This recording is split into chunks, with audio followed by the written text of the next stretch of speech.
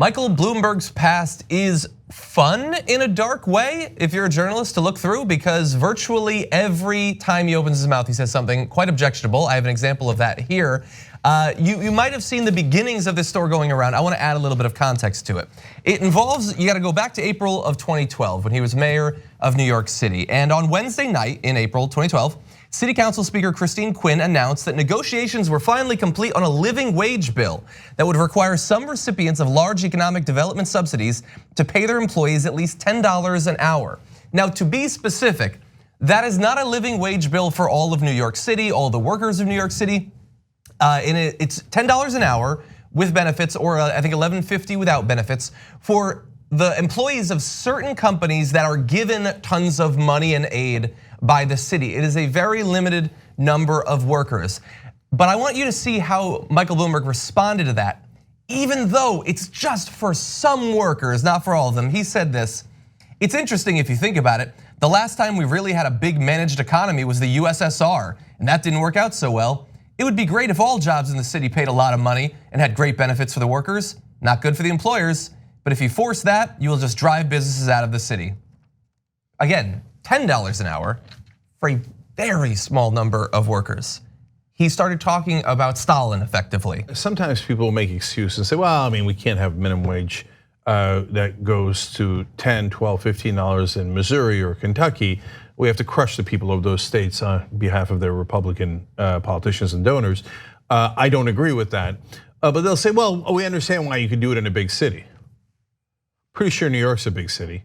Now, I get it that it was 8 years ago, but by the way, we were for $15 minimum wage back then, okay? And so this is not $15, it's $10. It's not living wage, it's not $15, it's $10. It's not for everybody, as John explained, it's just for the new developers. Yeah. Stalin. And so look, I think this is actually really bad for Bloomberg. One of the things that should have hurt Trump for the longest time was him continually saying that wages are too high. For some guy that wants to be seen as a populist to say that seems like that should be a death knell. But I want to be clear, because this is the story that I was going around. They're gonna do a living wage, and he talks about it as if it's Stalinism or something like that. But I want to be very clear, that is not the entire story here. So there's gonna be this bill, he speaks out against it in a radio interview. It does not end there, by the way. He vetoed that bill. It did pass, he vetoed it. So they then passed it with the majority needed to overrun his veto. Do you know what he did after that? He sued the city to block it from going into effect.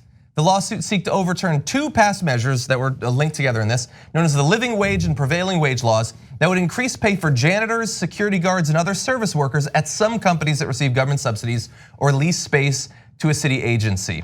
So he vetoed the bills, the council overrode it. The bills were supported by unions and pro-labor groups, as you might expect, but the mayor argued that higher wage requirements would discourage companies from moving to New York or entering into contracts with the municipal government. So he speaks out against it, he vetoes it. When they finally pass it, he sues them to block it. He's not successful in that, by the way. It goes into effect. And then shortly thereafter, about a year after, he's about to transition out of being mayor of New York City. Do you know what he did as one of the last things that he did as mayor? He sued them again to kill it. So he couldn't sue them to stop it successfully. He sued to kill the bill. This is not, as it's been portrayed in the news today, an offhand, bombastic, Trumpian Fox News comment about a living wage bill. That was the opening salvo in a more than year-long legal effort that he spearheaded to make sure that this small number of workers don't make $10 an hour in New York City. What's referred to as a living wage, when at the time, and so I looked, in July of 2013, the second lawsuit, the average rent in New York City was $3,017 a month. And he thought $10 an hour, not on my watch. It's almost as if he was a Republican. It's like that. It's like that. He was a Republican. And this is not decades ago. This is when he was the mayor of New York and he was in power. But it's not just that, he believes it. He believes it in his core that if the average worker gets $10 an hour in the biggest city in the country, for a tiny fraction of the jobs, that it's the end of capitalism as we know it. He believes in protecting big business, giant corporations with everything he's got. You think this guy's gonna fight for you? Yeah. So now what you'll see on TV all over the place is, well, maybe we need a billionaire to fight for us. If he actually fought for us. So do you see that happening? He's in favor of redlining. He thought it was the right thing to do to target only Black and Latino young males and not whites. He thinks that $10 back then was, communist. And by the way, you wasted a lot of taxpayer money on those lawsuits. On those lawsuits, money that could have actually gone to just paying people. Now, it's a little apples and oranges because the city can't pay people. But at least there'd be a bigger pool of money in the world instead of wasting taxpayer money trying to make sure. And remember, these are not, in Republican mindset, bums. Every person there is working. Yeah. Right? People who are working but getting the least amount of pay.